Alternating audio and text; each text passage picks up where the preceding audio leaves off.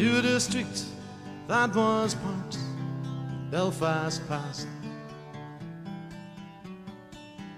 There was little streets, houses, and the cluttered side by side, named after ships and captains, and built down by the tide.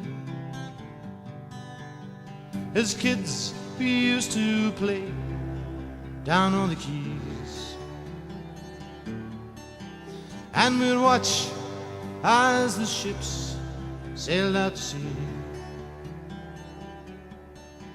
There was happy faces, friendly places, people all around. That was part of life in Sailortown. I was born into the back streets of Belfast,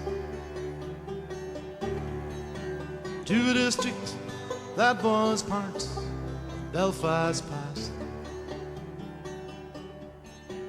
There was little streets and houses and the cluttered side. He locked the word out and took the key. She'll not get my suit, because it was every other weekend the suit went into the phone. And he took the key and he says she'll not get my suit. And he was going to the funeral, that's what it was, and he went to get the suit, and the suit was away. She had unscrewed the back of the wardrobe and got the suit out and took it to the phone.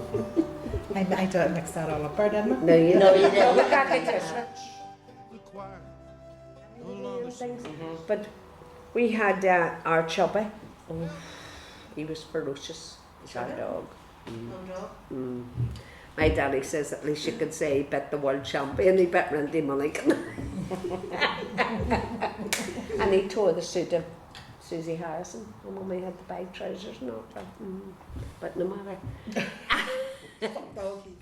But the cattle all come up our street to go on the boats over to England. How many cattle had there been? Hundreds. Hundreds. There was always a couple of men with sticks, you know, hitting them to keep them all together. So they were called the Nelsies. That's what I'm saying. And we'd have had our bonfire wood and they'd have had ours. And then when we went for tea, they'd have come up and they'd have stolen it. And then there would have been murder between the two streets, you know. But it was at one time, like when the bonfire was over, you were all chums again. So you were. And Charlie Dornan, he was about 16 then, 15. And he used to come up, he'd have been the leader, like, and he'd have stole our wood and all. We used to shout, Charlie Chuck, married the duck died, and Charlie cried, sitting by the fireside. And then he'd have chased us and we'd have run.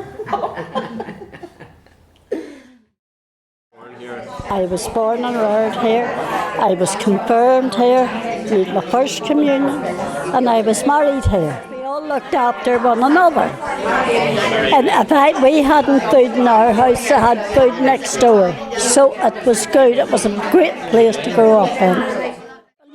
We had a yard, we had no bathroom, we had nothing like that. So you had to climb over into the next part.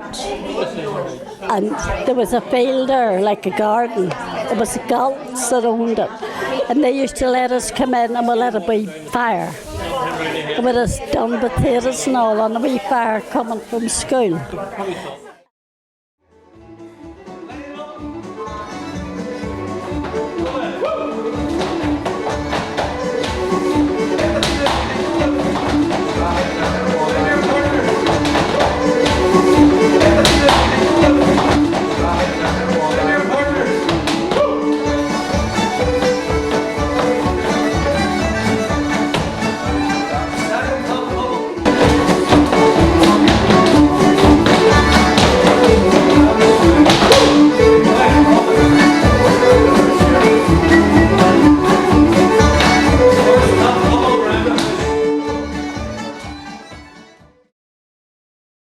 And the snow pelting down and the wind and the gales, and we still come because we believe this is our right, this is our chapel.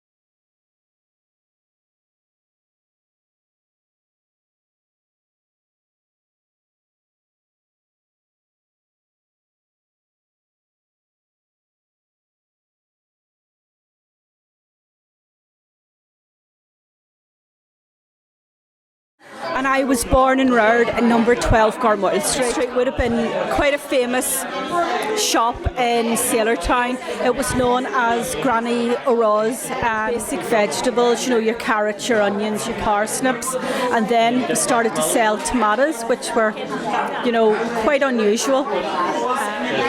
In number 12 Garmoyle Street, there was my mother, my father.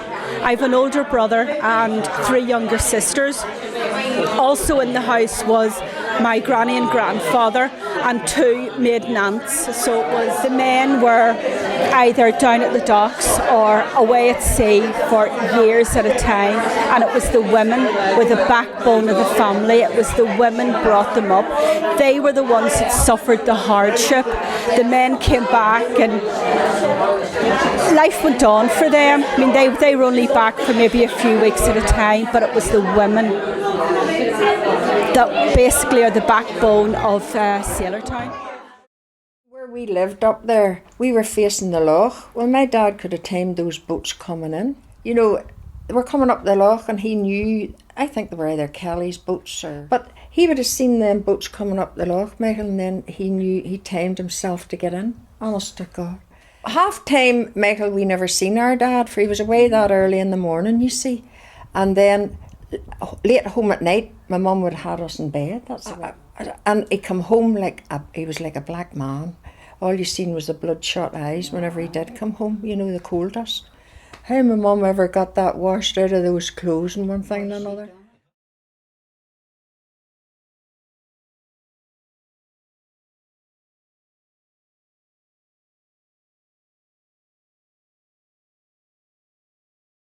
And born in New Dock Street. I married a docker. He was Christy McManus. He come from Spammoon Street. And do you know where else was our playground? The dry docks. That was our playground. We just played in them, and you went down the docks and you sat in the steps and you made wee houses, and you weren't allowed in them, but we done it. We used to sneak by the bulkies. The harbour place, sorry. We called them the bulkies. Tinge of blue off it. But you had raw knuckles because you had to do this on a scrubbing board. Now, you didn't use rubber gloves. Now, you also had cloth nappies, towel and nappies. If you had 2 children in nappies, you were using something like 24 nappies a day. They all had to be washed and dried and reused the next day. That went on every single day.